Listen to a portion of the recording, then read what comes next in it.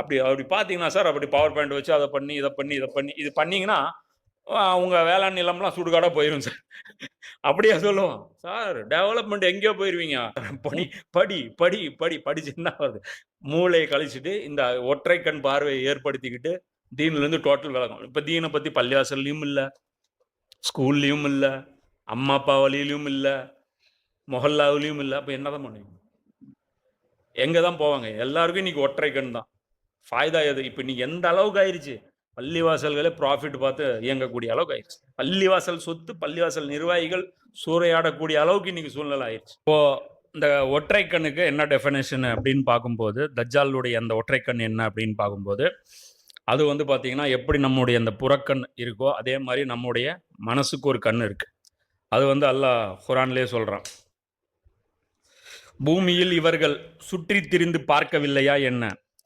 அவ்வாறு பார்த்திருந்தால் உணர்ந்து கொள்ளக்கூடிய இதயங்களையும் கேட்கக்கூடிய செவிகளையும் இவர்கள் பெற்றிருப்பார்கள்.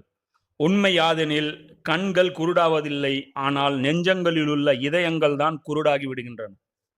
அல்லாஹ் வந்து என்ன சொல்றான், இதயம் குருடாகிருதுங்கிறான். இப்போ நீங்கள் கேட்டால் கிண்டல் நக்கல் எல்லாம் பண்ணலாம். இதயத்துக்கு கண்ணாடி மாட்ட முடியுமா, இதயத்துக்கு வந்து ஐ டெஸ்ட் பண்ண முடியுமா, அப்படிலாம் பண்ண முடியும்.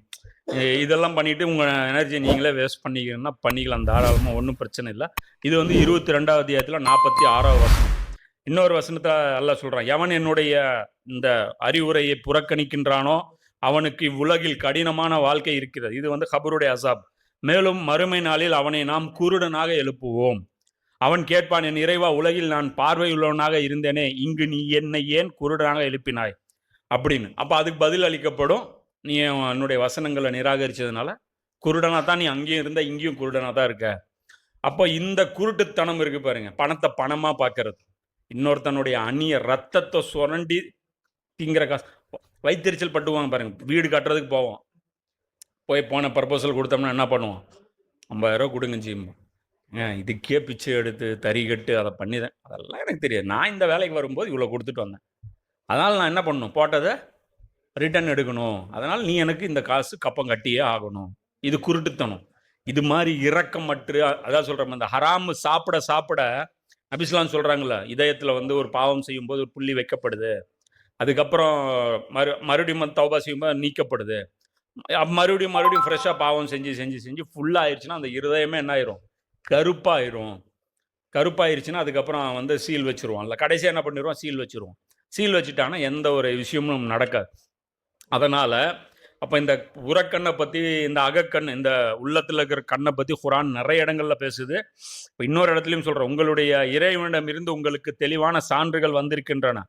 இனி எவர் கண்ணை விழித்து பார்த்து செயல்படுகிறாரோ அவர் தமக்கே நன்மை செய்து கொண்டவராவார். மேலும் எவர் கண்ணை மூடிக்கொண்டு செயல்படுகிறாரோ அவர் தமக்கே இழப்பை ஏற்படுத்தி கொண்டவர் ஆவார். மேலும் நான் உங்களை பாதுகாப்பவன் அல்ல. இந்த கண்ணை திறந்து நீங்கள் செயல்படுறதா, கண்ணை மூடிட்டு போகிறதா நீங்களே பார்த்துக்கங்க. ஆரம்பத்தில் அவர்கள் இவ்வேதத்தின் மீது நம்பிக்கை கொள்ளாது இருந்தது போல் அவர்களின் உள்ளங்களையும் பார்வைகளையும் நாம் திருப்புகின்றோம். மேலும் அவர்களை வரம்பு மீறிய போக்கிலேயே உழன்று கொண்டிருக்குமாறு நாம் விட்டு விடுகிறோம். இன்னொரு கண்ணை நான் ஆக்டிவேட் பண்ணாமலே அவங்கள விட்டுறேன், அவங்கள அப்படியே விட்டுறேன், போயிருங்க அப்படின்ட்டு. இப்போ அது மாதிரி குர்ஆன் எங்கெல்லாம் பார்வையுள்ளவனும் குருடனும் சமமாவார்களா அப்படின்னா, பார்வையற்றவர்களை வந்து குர்ஆன் வந்து தாழ்த்தி பேசலை. குர்ஆன் பேசக்கூடிய பார்வை வேற. ஏன்னா பார்வையற்றவர்களுக்கு வழிகாட்ட முடியாதுன்னு அல்லாஹ் ரசூலுல்லாஹ் சொல்கிறான். ஆனால் அப்துல்லா பின் சலாம் அவர் பார்வையற்றவர் தான், அவருக்கு எல்லாம் வந்து ரசூலா மூலமாக தானே வழி காமிச்சான். அப்போது இந்த பார்வைங்கிறது இது ஒரு கண்ணு, இது ஒரு கண். ஒரு மனிதனுக்கு 2 கண்ணுமே இருக்கணும். இந்த கண்ணு ரூஹுடைய கண்ணு, இந்த கண்ணு அவிஞ்சு போச்சுன்னு வைங்க, அதுக்கப்புறம் இங்கே இருக்கிறது வெறும் ஜசது. அவன் யாரு, வெறும் பெணம். நமக்கும் தஜ்ஜாலுக்கும் வித்தியாசம் கிடையாது. அவனும் நல்லது கெட்டது பார்க்க மாட்டான், எது பெனிஃபிட் எது பெனிஃபிட் இல்லை அதுதான் பார்ப்போம். அதே தான் நாமளும் பார்க்குறோம். இப்போ நீங்கள் நம்ம வாழ்க்கை எப்படி இருக்கு, எதில் லாபம் அப்படின்னு தான் நம்ம பார்க்குறோம். இது ஒரு முக்கியமான தஜ்ஜாலுடைய அடையாளம். இது ஒன்று ஆச்சு. இன்னொன்றும் இருக்கு, என்ன அப்படின்னா அவனுடைய அந்த சொர்க்கம் நரகம், அவன் ஏற்படுத்திய இந்த நவீன உலகத்துடைய கட்டமைப்பு, இந்த டெக்னாலஜியுடைய அந்த இதே வந்து மூமினீன்கள் அதாவது அல்லாஹ்வுடைய அடியார்கள் இந்த டெக்னாலஜியை ஹேண்டில் பண்ணியிருந்தாங்கன்னா இது மனித குலத்திற்கு பயன் தரும் விதமாக அமைச்சிருப்பாங்க. இப்போ இன்னைக்கு எப்படி ஆயிருக்காங்க, ஒரு சில பணக்காரர்களுக்கு மட்டும்தான் இந்த டெக்னாலஜி பறக்கத்து, மற்றவங்க எல்லாருக்குமே சாபக்கேடு. இன்னைக்கு வந்து ஃபிரௌன்கிட்ட அடிமையா வந்து போறதில்ல. இன்னைக்கு நம்மள அடிமையா ஃபிரௌன் எடுத்துக்கலன்னு தான் கோச்சிக்கிறோம். அப்ளிகேஷன் நம்ம குடுக்குறோம். இன்டர்வியூக்கு போறோம். செலக்ட் ஆக மாட்டேங்கிறோம் ஃபிரௌனுடைய இதுல எல்லாரும் தப்பா நெனச்சுக்க வேண்டாம். நான் சொல்றது வந்து நவீன கட்டமைப்பு பேசுறேன். அவங்க முடியாதவங்க, வேலை செய்றவங்க, நம்ம அந்த திமிர்ல பேசுறான், இவன் வந்து தனியா தொழில் செய்றான். அப்படிலாம் நெனச்சிராதீங்க. அந்த அந்த இத சொல்றேன். இன்னும் நல்லா இருக்க வேண்டிய மனிதர்கள அடிமைப்படுத்தி இந்த கட்டமைப்பு வந்து வச்சிருக்கு. இந்த கார்ப்பரேட் இந்த இதெல்லாம் வந்து பார்த்தீங்கன்னா, மனிதர்கள வந்து மனிதர்களுடைய வளங்கள சுரண்டி அவங்களுக்கு பார்த்தீங்கன்னா, இடம் ஃப்ரீ. அதுக்கப்புறம் பார்த்தீங்கன்னா, வாடகை எவ்வளோ தெரியுமா? ரூ. 1 1 வருஷத்துக்கு. எத்தனை வருஷத்துக்கு அக்ரீமெண்ட் தெரியுமா? 99 வருஷத்துக்கு. என்ன பண்ணிக்கலாம்? சுரண்டிக்கலாம். எடுத்து வித்துக்கலாம். என்ன வேணாலும் பண்ணிக்கலாம். பேர் என்ன? வேலைவாய்ப்பு. வேலைவாய்ப்பு குடுக்குறோம். எடுத்து திருடி வித்துக்கலாம். என்ன பண்ணணும்? ஒண்ணும் இல்ல. கட்சிக்கு மட்டும் நீங்க நிதி குடுத்துட்டீங்கன்னா போதும். புரியுதுங்களா? கட்சிக்கு நிதி குடுத்துட்டீங்கன்னா போதும். நீங்க என்ன வேணாலும் பண்ணிக்கலாம். மக்கள எப்படி வேணாலும் கொன்னுக்கலாம். ஒண்ணும் பிரச்சனை இல்ல. எல்லாருமே என்ன சொல்லுவாங்க, இப்ப நீங்க அந்த இந்த இதுல வந்து இந்த நொர நொரையா தள்ளுச்சு தண்ணீல. அப்ப என்ன சொன்னாங்க, இது வந்து சோப்பு போட்டு பெண்கள் குளிக்கிறாங்க. அத துணி துவைச்ச சோப்புடைய நொரை அப்படிங்கிற மாரி விளக்க சொன்னேன். இன்னைக்கு தண்ணி அவங்களால குடிக்க முடியாது. நம்ம குடிக்கிற தண்ணி இந்த அரசியல்வாதிகள்னால குடிக்க முடியாது. அந்த ஏழை வந்து அந்த சுவாசிக்கிற காத்து எவ்வளோ கேன்சர் எவ்வளோ பரவுது தெரியுமா? ஒவ்வொரு இதுனாலயும். ஏன்னா அவங்களுடைய லாப வெறி. அவங்க நெனச்சா அந்த அந்த கழிவுகள வந்து பாதுகாப்பான முறையிலயும் அகற்ற முடியும். அத வச்சு தான் அவங்க பர்மிஷனே வாங்கியிருக்காங்க. அது லாபத்தில அடிபட்டு. அதுக்கு ஒரு ப்ராசஸ் இருக்கு. அதுக்குன்னு ஒரு மெயின்டனன்ஸ் இருக்கு. அதுக்குன்னு ஒரு பணம் ஒதுக்கணும். அப்ப அது வந்துரும் அப்படிங்கிறதுக்காக அவங்க என்ன பண்றாங்க, அப்படியே உடுறாங்க. அதனால எத்தன பேர் பாதிக்கப்படுறாங்கன்னுலாம் அவங்க கவலைப்படுறது. அதுக்கப்புறம் மக்கள் போராடி அந்த வேலைவாய்ப்பு எங்களுக்கு வேண்டாம். எங்களுக்கு உயிர் தான் வேணும். எங்களுக்கு வந்து அந்த தலைமுடி அப்படியே கொட்டுது. எங்களுக்கு வந்து தோல் உரிஞ்சு வருது. இப்ப ஈரோடெல்லாம் எல்லாம் கேன்சர்ல நம்மலாம் முன்னணியில இருக்கக்கூடிய ஒரு பகுதி. பொல்யூஷன்ல ஏன்னா சுத்தி சுத்தி நம்மட்ட இருக்கிற அந்த அக்ராரம் சைடுலாம் போனீங்கன்னா, உயிருக்கு உத்தரவாதமே கிடையாது. அந்த அளவுக்கு வந்து லங்ஸு, கிங்ஸு எல்லாம் வந்து டேமேஜ் ஆயிரும். இதுல என்ன கலப்படம் பண்றவங்கலாம் யாரு? நம்ம ஆளுங்க வச்சுரும். ஸோ இது மாதிரி ஒரு பண வெறி இருக்கு பார்த்தீங்க. இதுதான் யாஜூஜ், மாஜூஜுடைய தன்மை. இது வந்து ரசூலுல்லாவுடைய தீன் கிடையாது. இது வந்து யாஜூஜ், மாஜூஜுடைய தீன். இது வந்து மோனோபோலி தீன். அப்ப அந்த இந்த உலகத்துல வந்து நம்மள வந்து என்ன பண்ணிட்டாங்க? தள்ளிட்டாங்க.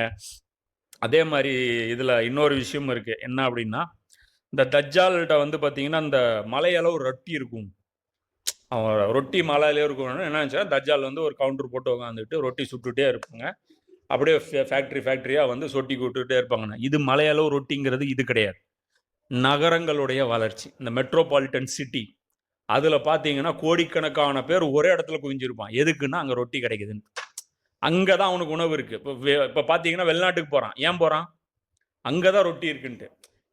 இந்த என்ன சொல்றது? ஒரு சம்பாத்தியம்னு நம்ம சொல்றோம் இல்லையா? அத வெள்ளைக்காரன் எப்படி சொல்லுவான்னா, பிரெட்ன்னு தான் சொல்லுவான்.